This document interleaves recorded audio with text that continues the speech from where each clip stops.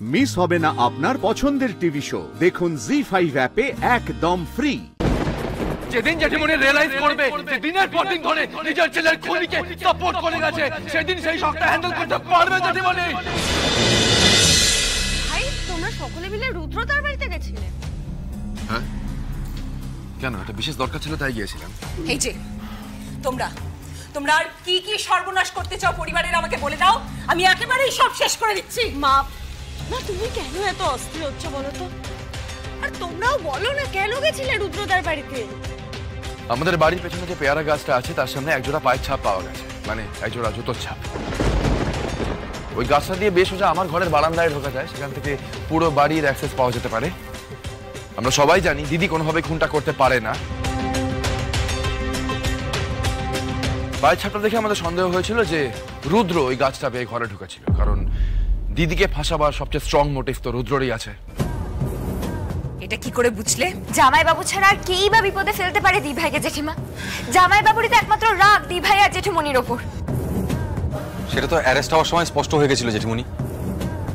দাদাও কিন্তু মনে মনে এটাই ভাবছে বৌদি। আমি দাদার সাথে দেখা করে এলাম। তুমি যাই বলো, এটা কিন্তু রুদ্ররই কোনো পাতা ফাঁদ। এই যে সবকিছুর মূলে হলো এই মেয়েটা। রুদ্রকে আরো খেপিয়ে তুলেছে এ।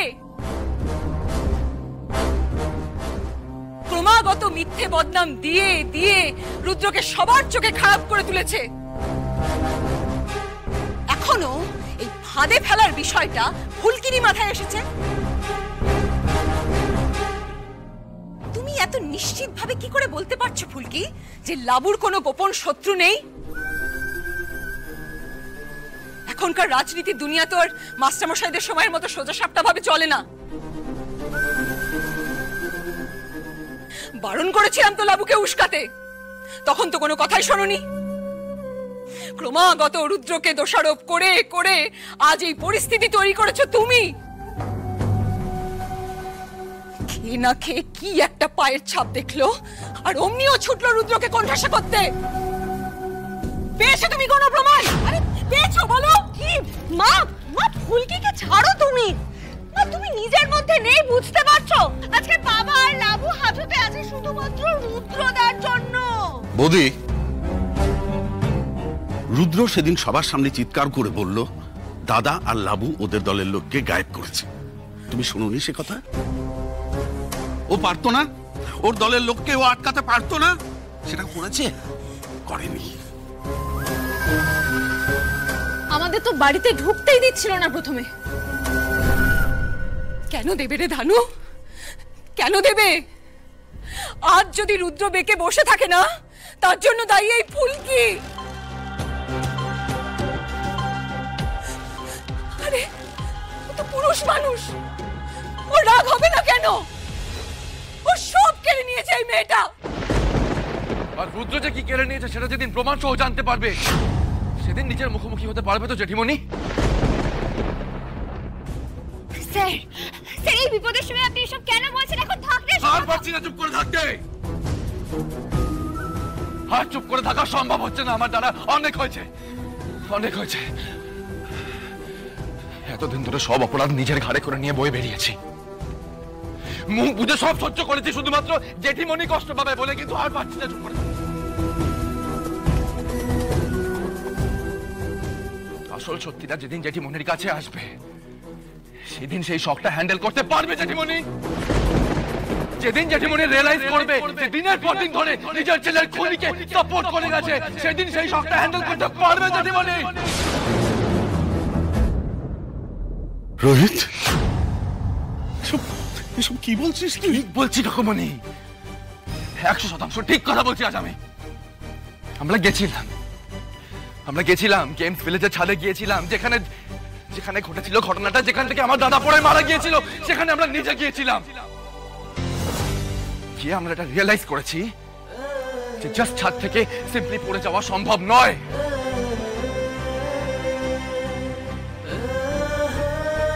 ছাদের পাতিল এতটাই উঁচু যে অত সহজে কেউ পড়ে যেতে পারে না, তাকে কেউ ধাক্কা বা লাঠি কিছুটা মারবে। আর হাওয়ায় বলছি না কথাগুলো, ফুলকির ওপর আমরা এক্সপেরিমেন্ট করেছি। হ্যাঁ মানছি ফুলকির ভাই দাদা থেকে শর্ট, ফুলকি এখানে গিয়ে আটকেছে, দাদা এখানে আটকাতো, কিন্তু আমার ধাক্কায় দাদা ছাদ থেকে পড়ে মারা যায়নি, দাদাকে ধাক্কা দিয়ে ফেলে দেওয়া হয়েছে। সাক্ষীদের স্টেটমেন্টের ভিত্তিতে পুলিশ কেসটা রিওপেন করছে। খুব তাড়াতাড়ি বেরোবে সত্যিটা কি, প্রমাণ বেরোবে। আর হ্যাঁ একটা কথা, ঘটনার দিন না রুদ্র চ্যানেল ছাদে ছিল, দাদার পেছনে দাঁড়িয়ে ছিল রুদ্র। আমরা গেছিলাম, আমরা সিসিটিভি ফুটেজ চেক করতে গেছিলাম, কিন্তু কি আশ্চর্যের বিষয়, ঘটনার দিনের ফুটেজ, ঘটনার আগের দিনের ফুটেজ আর ঘটনার পরের দিনের ফুটেজ, 3 দিনের ফুটেজ ডিলিটেড। তার মানে বোঝা যাচ্ছে এটা একটা ষড়যন্ত্র, কেউ ইচ্ছে করে করেছে এটা।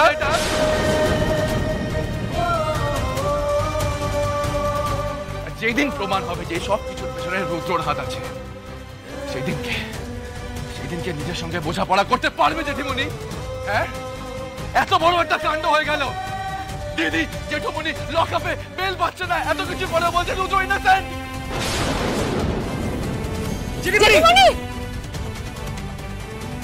তোমরা দিল্লিতে গিয়ে তথার মৃত্যুর ব্যাপারে এত কিছু জেনেছো, একটা বারের জন্য মনে হলো না আমায় জানাবে? বৌদি সময় পাইনি, খালি অংশুদাকে একবার ফোন করেছিলাম সাহায্যের জন্য। অংশু?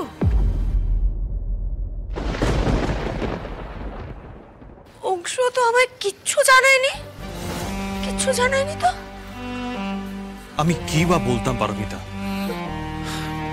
দেখো, তথার মৃত্যুর ইনভেস্টিগেশনটা তো সবে শুরু হয়েছে। হ্যাঁ, আমার পক্ষে যা যা করা সম্ভব এই ইনভেস্টিগেশন আমি সাহায্য করব, কিন্তু কংক্রিট কিছু হওয়ার আগে বেশি কথা না বলাই ভালো। আমার মনে হয় যে দিভাই আর জেঠুমনিকে কি করে বের করা হবে সেটা নিয়ে আগে আমাদের ভাবা দরকার।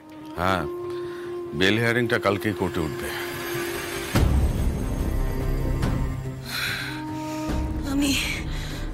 আমি ঘরে যেতে চাই। না, আমার কোনো সাহায্যের দরকার নেই। তুমি মাস্টারমশাইয়ের খাবারটা পাঠিয়ে দিও। হ্যাঁ, উনি আবার বাইরের খাবার খেতে পারেন না।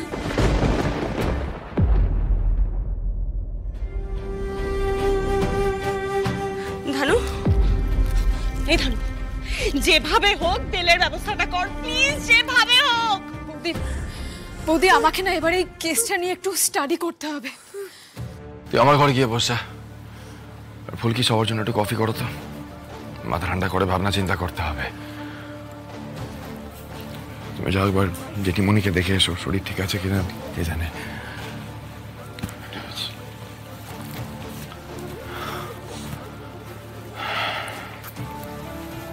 তাই তুমি দাদা ভাই, জেঠুমনির কাছে একটু খাবারটা পৌঁছে দেবে গো? হ্যাঁ, তুমি দাও, আমি পৌঁছে দিয়ে আসছি। আর পোস্টমর্টমের রিপোর্টটাও তো এসে গেছে। জি5 ডাউনলোড করুন আর সব এপিসোড দেখুন একদম ফ্রি।